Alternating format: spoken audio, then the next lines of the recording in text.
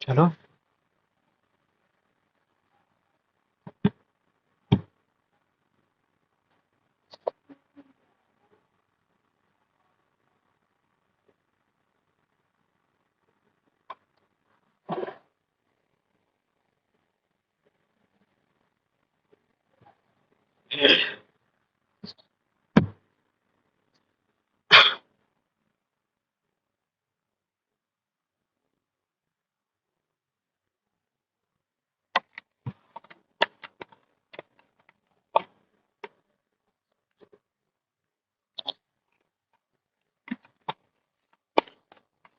आप लोगों को जब जाना हो तो आप लोग चले जाइएगा, ठीक है?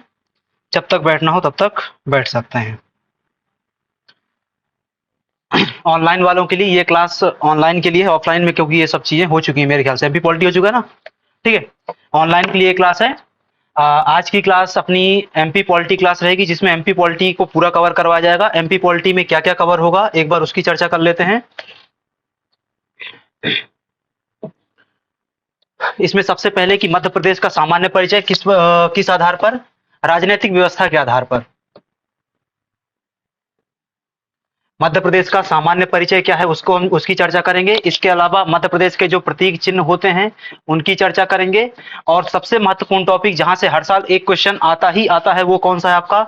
मध्य प्रदेश का पुनर्गठन या रीऑर्गेनाइजेशन ऑफ द स्टेट। ठीक है, तो रीऑर्गेनाइजेशन की क्या प्रोसेस रही, रीऑर्गेनाइजेशन के पश्चात कौन कौन से रियासतों का उनका मिश्रण किया गया और मध्य प्रदेश राज्य की स्थापना की गई, उनके संबंध में जो भी बातें हैं। 56 के पहले की स्थिति क्या थी, 56 के पश्चात स्थिति क्या रही।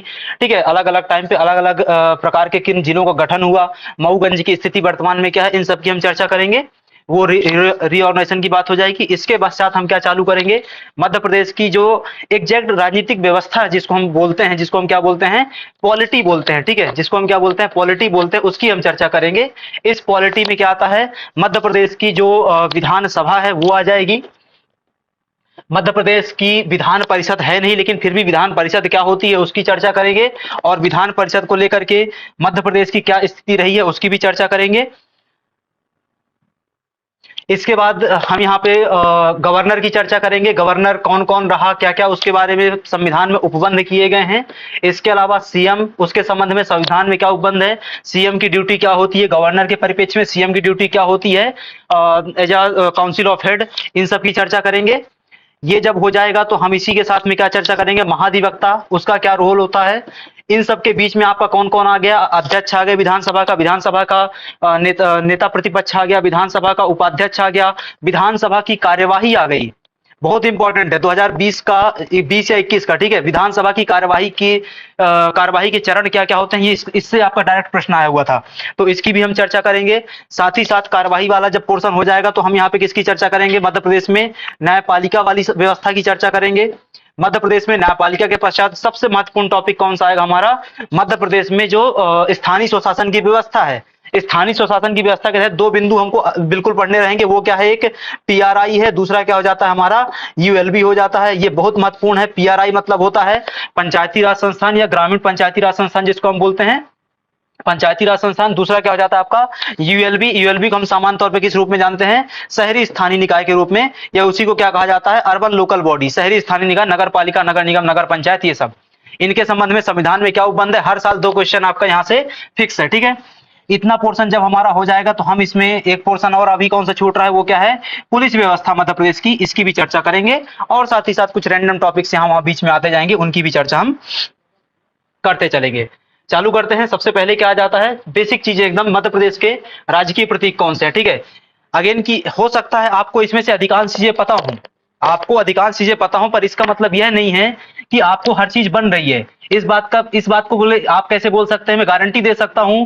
मैं आपको आपके सामने चार ऑप्शन रख दूंगा, आप कंफ्यूज हो जाएंगे कि इसमें से कौन सा लगाना है। ठीक है, क्योंकि एग्जाम हॉल के जो प्रेशर होता है वो एक अलग लेवल का होता है, उसमें आप बनती हुई चीजों को क्या करने लग जाते हैं, भूलने लग जाते हैं। ठीक है, तो हमको क्या करना है, जिनका जो पहले पढ़ चुके हैं वो रिवीजन के तौर पे लें, जो पहले नहीं पढ़े हैं वो बिल्कुल एकदम क्या है, क्लास के तौर पे उसको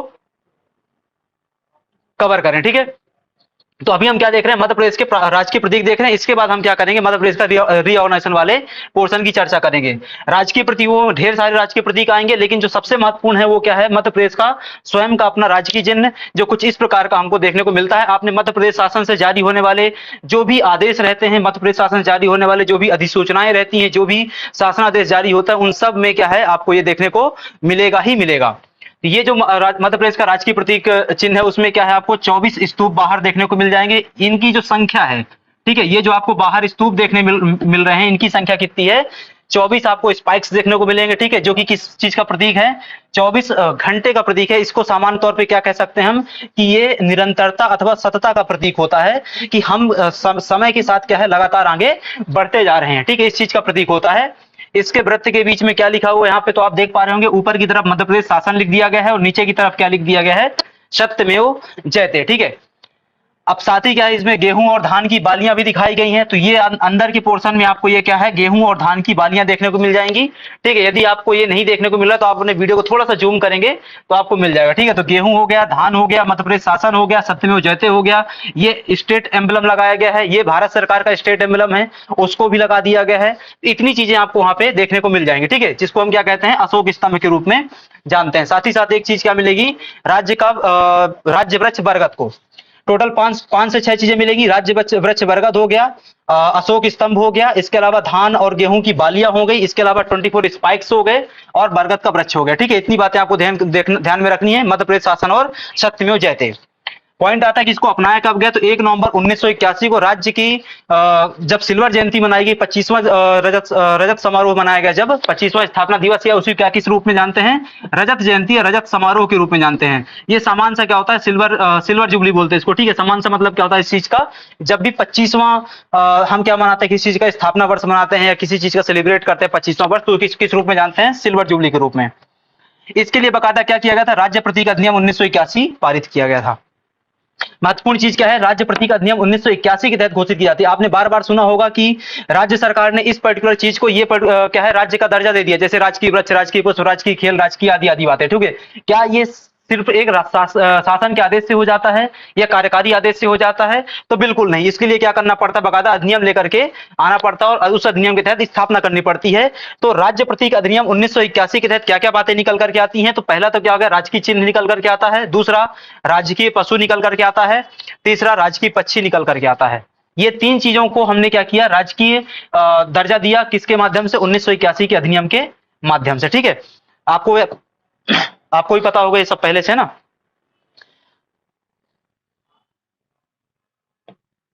अब यहां से क्या आ जाता है, कुछ छोटी छोटी बातें।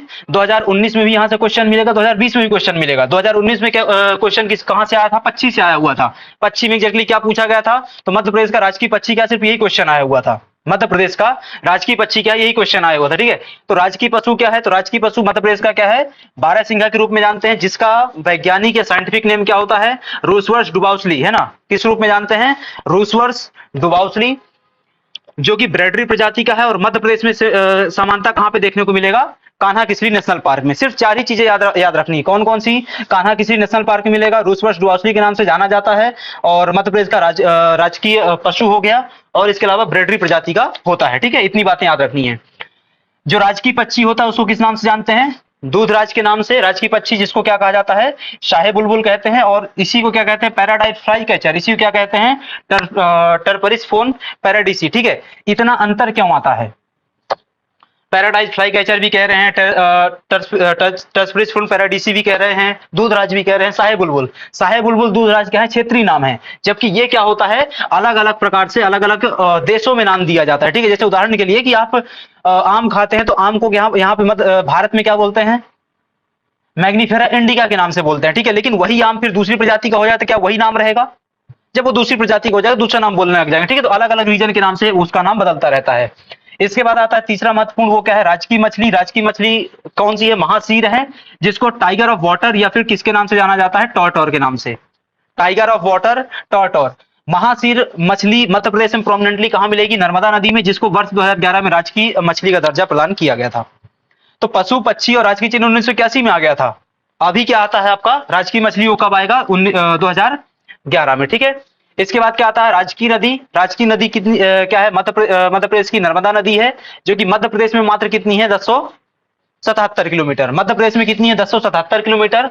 बाकी जो 1312 में से 10 मतलब बचा हुआ जो पोर्शन है वो कहां मिलेगा, गुजरात में। इसके अलावा किसी राज्य में नहीं है, मध्य प्रदेश और गुजरात। लेकिन मध्य प्रदेश का अपवाह तंत्र 3 राज्यों में मिलेगा। वो कौन से राज्य हैं, तो मध्य प्रदेश हो गया, गुजरात हो गया, तीसरा महाराष्ट्र में। ठीक है, 3 राज्यों में उसका अपवाह तंत्र मिलेगा, पर नदी सिर्फ 2 ही राज्यों में मिलेगी। ठीक है, ये मध्य प्रदेश की सबसे प्रमुख नदी है, बड़ी नदी है, मध्य प्रदेश की जीवन रेखा के रूप में जानी जाती है।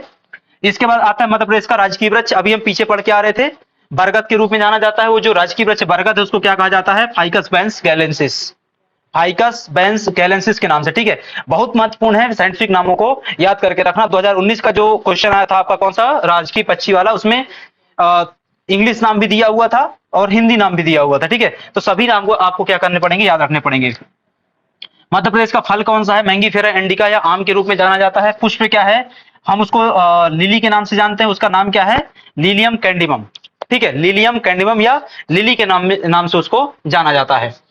इसके बाद आता है राजकीय नृत्य। राजकीय नृत्य क्या है, हमारा बुंदेलखंड अंचल का कौन सा, राई नृत्य के रूप में हम उसको जानते हैं। ठीक है, बुंदेलखंड अंचल में डांस किया जाता है, या बुंदेलखंड अंचल में फेमस है वो कौन सा है, राई है।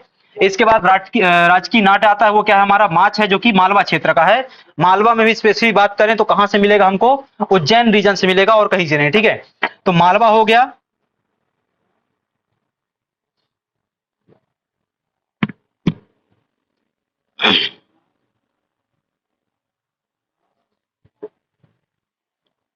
देखो फास्ट नहीं है, फास्ट इसलिए नहीं क्योंकि खत्म करना है आज ही, है ना। और दूसरे अभी हम जो पढ़ रहे हैं उसको जल्दी जल्दी कवर कर सकते हैं, उसको जल्दी जल्दी कवर किया जा सकता है। लेकिन इसके बाद जो हम पढ़ेंगे उसको जल्दी जल्दी कवर नहीं कर सकते। क्यों, क्योंकि उसमें समझने वाली बातें रहेंगी। अभी समझने वाली कुछ बातें नहीं है, समझने वाली बातें इसलिए नहीं है क्योंकि पूरा फैक्चुअल डेटा है ना। इसको बाद में आपको क्या करना पड़ेगा, बैठ के रटना पड़ेगा। जब समझने वाला पोर्शन आएगा रीऑर्गेनाइजेशन में, गवर्नर में, सीएम में, तब मैं वहां पे आपको स्पीड क्या कर लूंगा, थोड़ा सा धीरे कर लूंगा। ठीक है अजय, हाँ बाकी पहला जो आपने लिखा हुआ है कमेंट वो बिल्कुल सही है, उधर ही से है ना। मध्य प्रदेश का राजकीय नाट्य हो गया क्या, माच है। माच किस क्षेत्र का है, मालवा क्षेत्र का। मालवा में स्पेसिफिक बात कर ले कहां का है, उज्जैन का है। ठीक है, इसके बाद क्या आता है आपका राजकीय खेल। राजकीय खेल क्या निकल के आएगा, मलखंब। मलखंब जो राजकीय खेल है उसको कब घोषित किया गया, 10 अप्रैल 2013 को। 10 अप्रैल 2013 को मलखंब को राजकीय खेल घोषित किया गया था। ठीक है, तो 3 बातें हो गई, राजकीय नृत्य हो गया राई, माच, नाट्य क्या हो गया, माच हो गया, खेल में क्या हो जाता है, मलखंब हो जाता है। जो राजकीय नृत्य नाई हो बुंदेलखंड का है, उज्जैन आपको देखने को मिलेगा। राई जो माच है आपका नाट्य, वो उज्जैन में मालवा क्षेत्र में देखने को मिलेगा। और जो खेल हो जाता है वो कहां भी देखने को मिलेगा, मलखंब एकेडमी उज्जैन में ही देखने को मिल जाएगी आपको। ठीक है, इसके बाद आता है राजकीय भाषा क्या है। मध्य प्रदेश की राजकीय भाषा क्या है, हिंदी के रूप में जानी जाती है। ठीक है, मध्य प्रदेश की राजकीय भाषा हिंदी के रूप में जानी जाती है, जो कि राजभाषा अधिनियम 1957 से निकल करके आती है। राजभाषा अधिनियम 1957 के तहत उसको क्या दी गई, मान्यता दी गई। कब मान्यता दी गई, 1958 में मान्यता दी गई थी, जो कि संविधान में कहां पे मिल जाएगी, संविधान में अनुच्छेद 343 में उसका क्या है, वर्णन मिल जाएगा। ठीक है, बाद में इसकी चर्चा पॉलिटी वाली क्लास में कभी करेंगे। इसके बाद क्या आता है आपका राजकीय गान आता है। राजकीय गान वाले के संबंध में क्या बात आती है कि इसको 2010 में अपनाया गया था। राजकीय गान के बोल क्या है, वही सुख का दाता सबका साथी, शुभ का यह संदेश है, माँ की गोद पिता का आश्रय, मेरा मध्य प्रदेश है। ठीक है, इस राजकीय गान को लिखा किसने था, तो महेश श्रीवास्तव ने लिखा था। ठीक है, इसको गाया किसने था, शांतनु मुखर्जी ने, शान ने, जिसको आप शान के नाम से जानते हैं, और सुनील झा ने इसको क्या किया था, म्यूजिक दिया, लयबद्ध किया। ठीक है, 4 फैक्ट आपको सिर्फ याद रखने हैं, 2010, महेश श्रीवास्तव, सुख का दाता सबका साथी, शान। ठीक है, बस इतनी बात आपको क्या रखनी है, गान के बारे में, राष्ट्रीय गान या स्टेट सॉन्ग के बारे में याद रखनी है। ठीक है, अब पीछे आपने जो भी पढ़ा उसका समराइज्ड फॉर्म में है, बिल्कुल मैप में।